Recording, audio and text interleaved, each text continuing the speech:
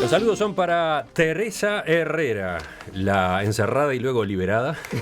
Buen día. Juan Gavito. Buen día, Emiliano. Daniel Superviel. ¿Qué tal? Muy buenos días para todos. Gabriel Mazarovich. Muy buenos días. Bueno, los invito a empezar con lo más contundente de la agenda local, lo de la noche de ayer, que tiene repercusiones hoy.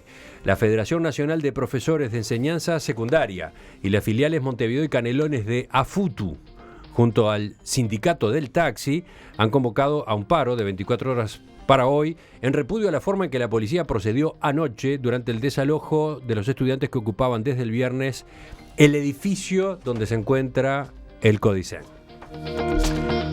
La Guardia Republicana ingresó al edificio de Avenida Libertador y Colonia sobre las 21 horas y lo hizo en medio de incidentes, sobre todo con personas que desde afuera del local apoyaban la ocupación. Según aclaraba más temprano el ministro Eduardo Bonomi, el ingreso de los efectivos que tenían a su cargo el desalojo ocurrió por una puerta lateral y no encontró resistencia de estos jóvenes.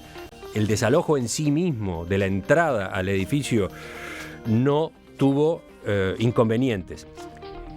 La violencia ocurrió afuera, sobre la calle Colonia y frente a la Plaza del Entrevero, protagonizada por otro grupo de manifestantes, la mayor parte de ellos no estudiantes, según decía Bonomi, que agredieron con piedras, palos y otros elementos contundentes a los efectivos policiales. ¿Cómo evalúan, con la información que tienen hasta ahora, esto que ocurrió ayer? A ver, preocupación, en primer lugar, y un gran llamado a la reflexión a todos los protagonistas de ayer de noche y a la opinión pública, que estamos ingresando de un tiempo a esta parte en una suerte de provocación y de escalada, donde hay cada vez más violencia, hay cada vez más represión, y donde lo que yo no me gustaría que pase es que en este caso estos jóvenes que ocuparon el Codicen se vieran utilizados por grupos radicalizados ideológicamente con visiones antirrepublicanas y tal vez hasta un poco democráticas, y que utilicen estas reclamos reales de mayor presupuesto, están en todo su derecho de hacerlo, en generar una situación de conflictividad con el gobierno que nos asemeja a la época del 71, 72, 73, que me parece que no tiene nada que ver. Yo creo que hay mucha gente memoriosa, desmemoriosa, que está jugando con fuego y que no está bueno. Así que yo hago un gran llamamiento a la cordura, al diálogo, a la paz, y a que la opinión pública, que es la gran mayoría silenciosa que vio ayer estupefacto los incidentes en la televisión, reflexione y que pare. Hay que parar, para mí. ¿Los demás? Precisamente hay que parar, pero no parar de la forma que están parando. Otra vez paro. Es decir, yo estoy totalmente de acuerdo con lo que tú decís, Daniel. Me parece que justamente parte de parar, de bajar la pelota al piso, dirían los futbolistas, es pensar que no está ocurriendo nada tan terrible en Uruguay como para que tengamos situaciones como estas. Por supuesto que comparto contigo, esto no se parece en nada, en ningún tipo de variable a lo que puede haber sido principios de la década del 70, fines del 60. Estamos en una situación totalmente distinta. Tenemos un gobierno de izquierda, el tercer gobierno de izquierda. Entonces realmente uno asiste perplejo a situaciones como estas, en las cuales trata de encontrar explicaciones por fuera de las teorías conspirativas, pero resulta bastante difícil hacerlo. Y realmente me parece que, como decía Daniel, acá nadie está ajeno a la situación. Todos tenemos que poner nuestro granito de arena para que esto no siga en esta escalada. Por eso digo, pararlo no significa parar. Hay muchas formas de mostrar disconformidad, yo ya lo he dicho varias veces en esta mesa. El paro es la última medida, no es la primera. Los gurises se siguen quedando sin clases. Realmente yo estoy tremendamente preocupado por lo que está pasando en Uruguay. El ministro Bonomi destacaba más temprano que al operativo de desalojo se llegó luego de una jornada que estuvo cargada de intentos de negociación.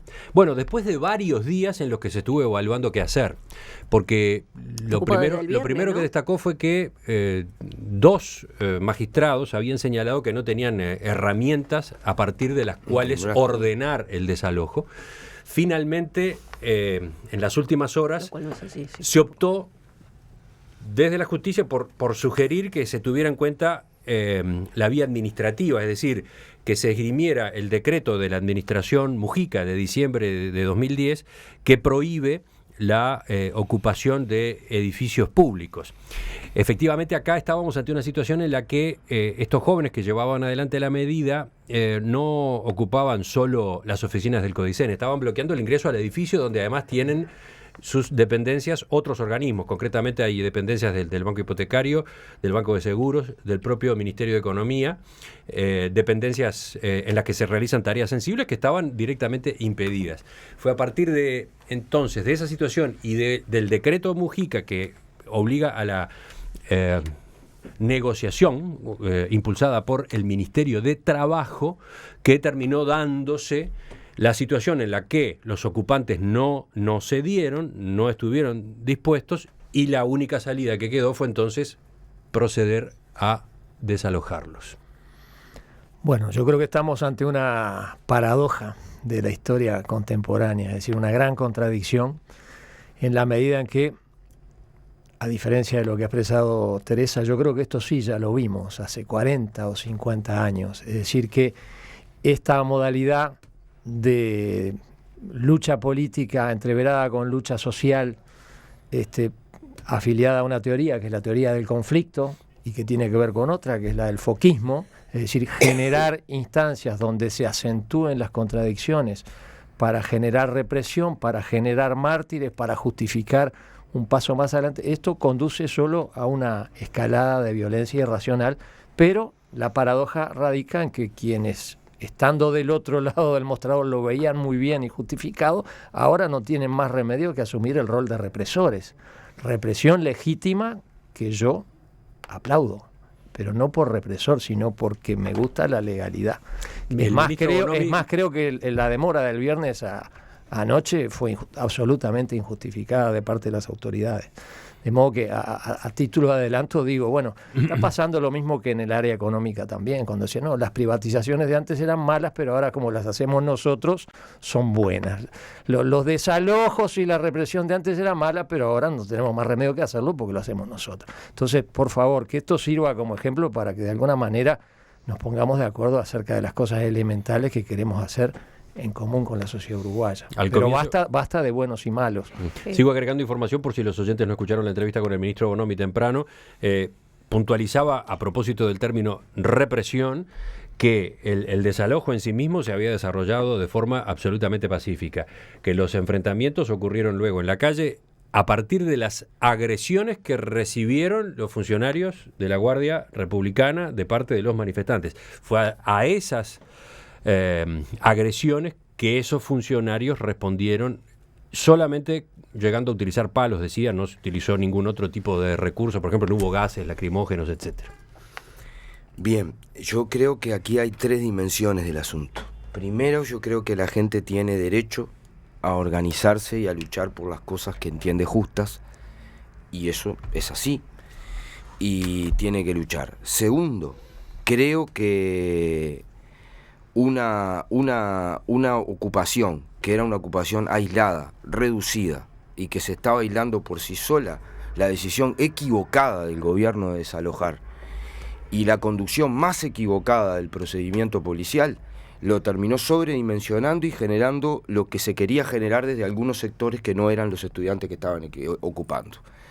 Y en tercer lugar, creo que es bastante importante que se proceda a un debate que no tiene nada que ver con el gobierno, que tiene que ver con el movimiento popular, un debate a fondo sobre la táctica y la metodología de lucha que hay algunas que conducen al aislamiento, al desgaste de las herramientas, al descreimiento de las herramientas y conducen a una derrota atrás de la otra. Vamos por partes. Porque no les interesan las reivindicaciones. A ver Entonces, si me parece los que oyentes en ese entienden bien. sentido tenemos que ir por los tres elementos. En cuanto a la crítica al procedimiento del Ministerio del Interior, ¿qué es lo que tuviste mal?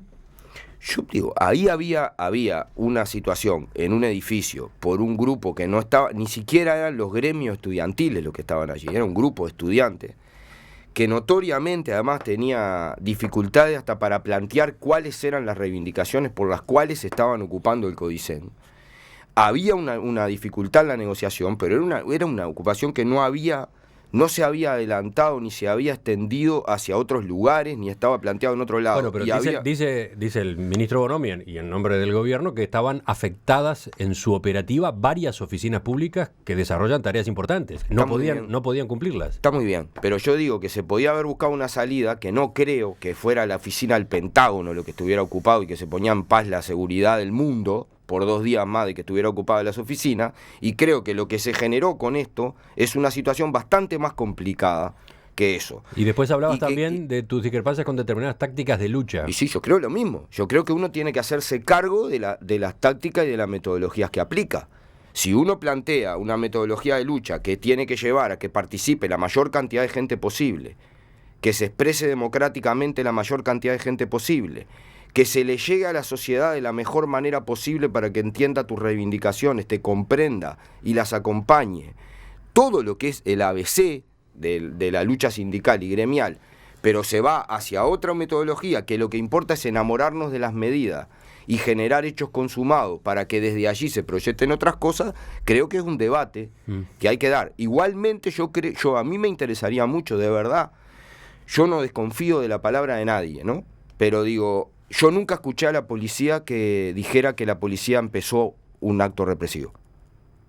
Desde que yo me conozco y tengo 50 años, la policía siempre respondió a agresiones de alguien. ¿Y tú sostenés que anoche ocurrió? No, yo lo que digo ocurrió que la policía me gustaría, empezó. No, yo no confirmo eso, pero no tengo elementos. Yo lo que digo es que a mí me gustaría mucho que hubiera una investigación muy clara, se delimitaran las cosas claramente.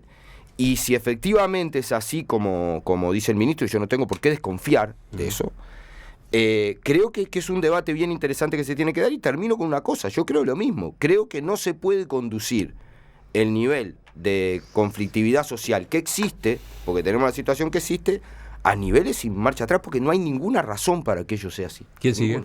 Juan. Bueno, yo pienso que una cosa son eventuales desbordes durante el acto o el procedimiento policial, pero de ninguna manera puede confundirse o subvertirse, una vez más utilizo este término que acá corresponde, el grado de responsabilidad. Es decir, no podemos enfrentarnos a un mundo del revés en donde los culpables son los que no tuvieron más remedio, porque es su obligación, que restaurar el orden. Es decir, quien genera la situación antijurídica y antisocial, porque en definitiva la ocupación de un espacio público no es solo relativa a los derechos de los ocupantes, sino a los derechos de todos los demás ciudadanos que queremos que eso que simboliza un espacio de todos y en donde funcionan dependencias del Estado que también nos representan a todos pueda seguir funcionando. Entonces creo que basta ya de este discurso donde la culpa la tiene el que viene a restaurar el orden. No, la culpa la tiene el que generó, y además deliberadamente, y no me digan que fue impensadamente, la situación, porque es parte de su estrategia.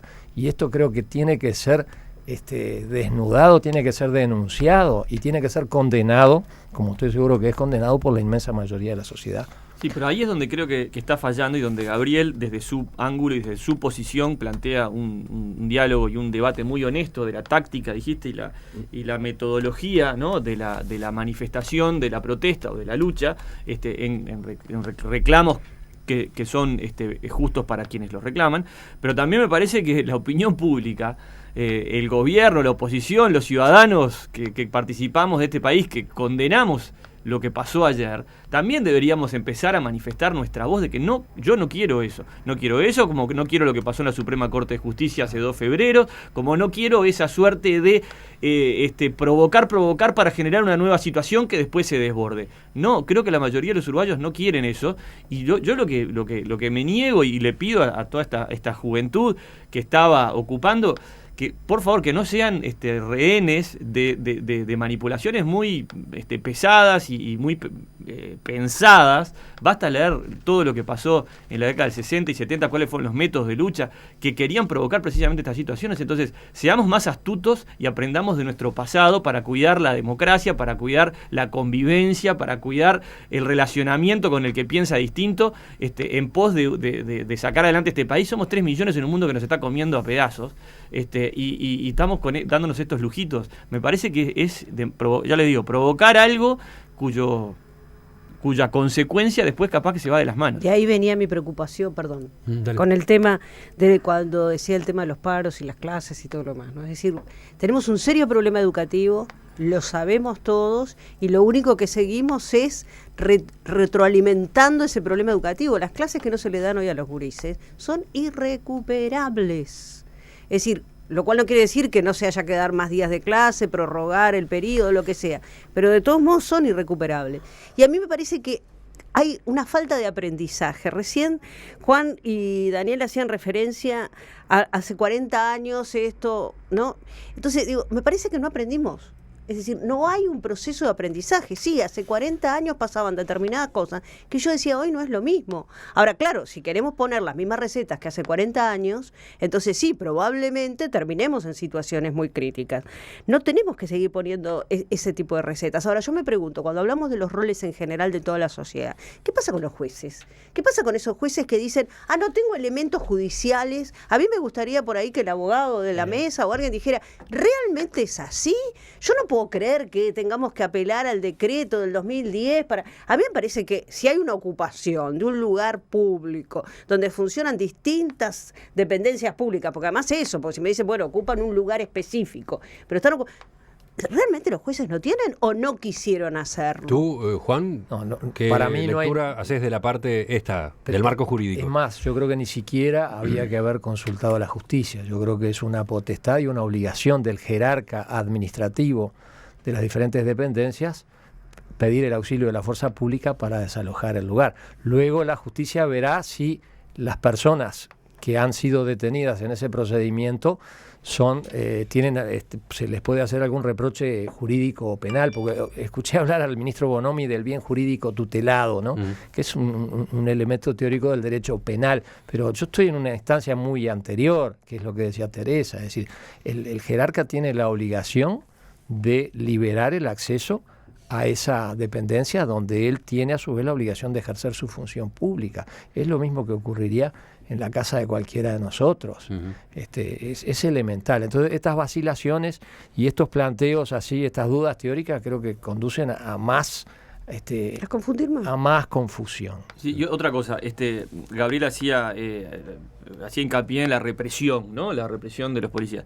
Pero estuve viendo antes de entrar acá los 10 minutos que grabó Subrayado, y en un momento, una vez que se desalojan los estudiantes, empujados pero pacíficamente, se trata de cerrar la puerta, ahí hay creo que es un profesor de ADES, y los propios estudiantes empiezan a tirarle piedras y una le pega un cascotazo al propio profesor de ADES. Entonces, muy bien. Cuestionemos el método represivo por ahí un poco violento. Pero y del otro lado hay algún tipo de... ¿Tú decís que hay un profesor que los estaba apoyando y que termina recibiendo una pedrada? Es lo que vi, no puedo, pero parecía alguien que era de los manifestantes que en un momento se pone a como decir, esperemos, a tratar de llevar agua calma a la situación. Ajá. Y rompen un adoquín o no sé qué es, y empiezan a tirar piedras. Y veo que un adoquín, un pedazo de cascote le cae en la cabeza al propio profesor, que después veo que se lo llevan detenido. Intuyo yo que es un profesor, no puedo certificarlo. Lo que quiero decir es, también por el parte de esos no estudiantes que estaban acicateando esta cosa, ¿hay algún tipo de reacción? Porque leo el comunicado y no hay ningún tipo, todo fue culpa de la policía. Y yo vi que también tiraban piedras.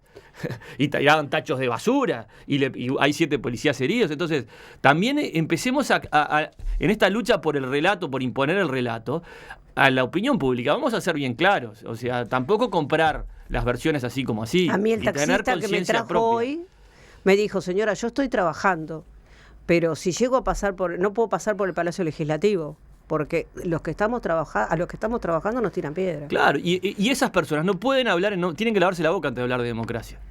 Sí, varias de las preguntas que están planteadas son, por ejemplo, ¿qué hacía el sindicato del taxi ayer ahí frente al edificio donde tiene su sede el Codicen?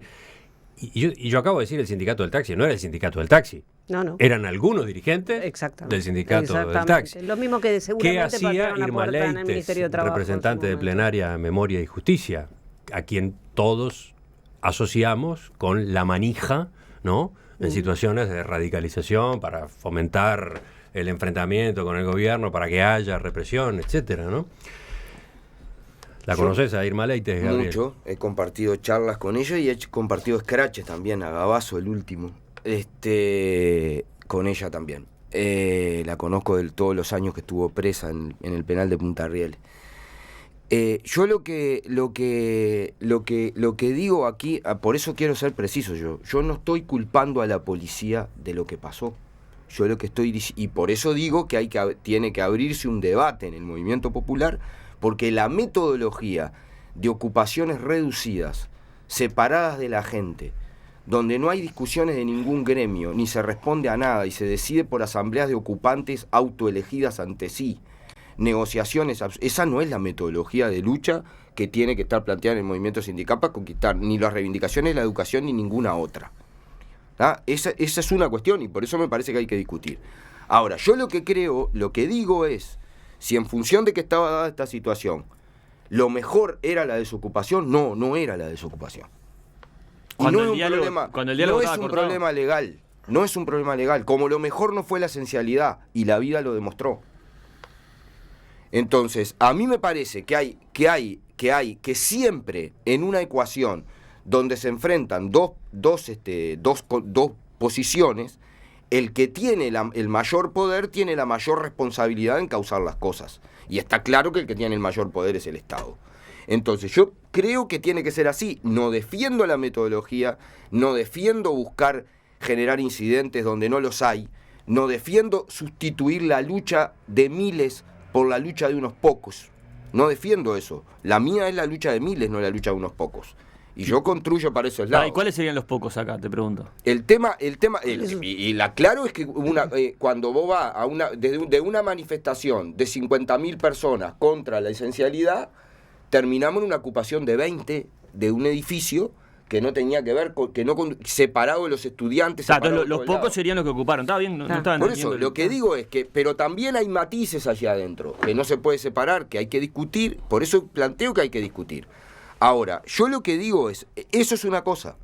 Lo otro es el tema de la lucha y es un interesantísimo debate sobre la lucha de la década del 60 y la dictadura, ¿no? Yo no creo que la represión de la década del 60 y la dictadura hayan venido por desbordes de la lucha social o la lucha política. Yo creo que aquí hubo un plan concreto, porque además, si no, ¿qué tenemos que pensar?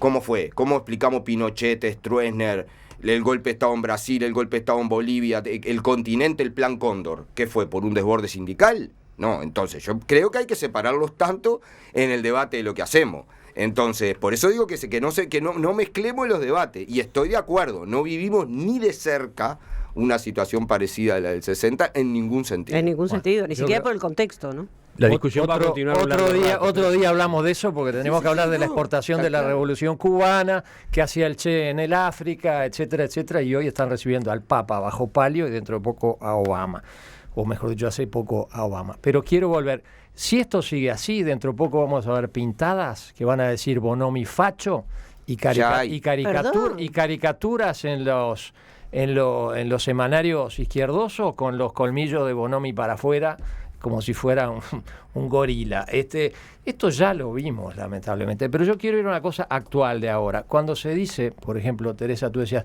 hoy los chiquilines no tienen clase, etcétera. Estoy totalmente de acuerdo, pero el peor daño no es lo que no aprendieron de historia, geografía, matemático, idioma español, sino esa sensación de que acá es todo así delicuescente, la sensación de que no importa si hay o no hay clase. Lo que decía Gabriel de que habría que haber esperado un poco más, porque entonces de esa manera, pero justamente de lo que se trata es de que no siga pasando lo que quieren los que ocupan y los que promueven este tipo de medidas, porque esto conduce a un deterioro general de la sociedad y un deterioro general de todas las relaciones humanas y sociales. Basta pasar por el frente del IPA. ¿Quién puede enamorarse de ese instituto para aprender profesorado cuando está desde el tortafritero, a quien respeto mucho porque se gana la vida, las pintadas, todo? Es lamentable todo el decaecimiento de la institucionalidad uruguaya y esto es deliberado y no tenemos que permitirlo. Yo no creo que sea tan grave que el IPA esté pintado, claro. Porque yo estudié en la UBA y en la UBA siempre estuvo pintado y sociales mucho más. Y sin embargo el nivel académico de la UBA es uno de los mejores del mundo y de América Latina en particular. O sea que eso no me preocuparía tanto. Lo que sí me preocupa es el foquismo, que no es lo mismo que el movimiento social, que no es lo mismo que hacer la revolución, que son cosas bien distintas, ¿tá? No es lo mismo que el cambio social. Y me preocupan todos aquellos que piensan que cuanto peor mejor. Ya van varias veces que yo lo digo en esta mesa y ya lo he dicho en otros lugares, y creo que somos muchos los que opinamos de esa manera. Es más, la mayoría de los que vivimos en este país creo que opinamos de esa manera. Y me parece que eso es lo que hay que de alguna manera cortarlo. Entonces, cuando se hace paro solidario con el cuanto peor mejor, a mí me preocupa, realmente.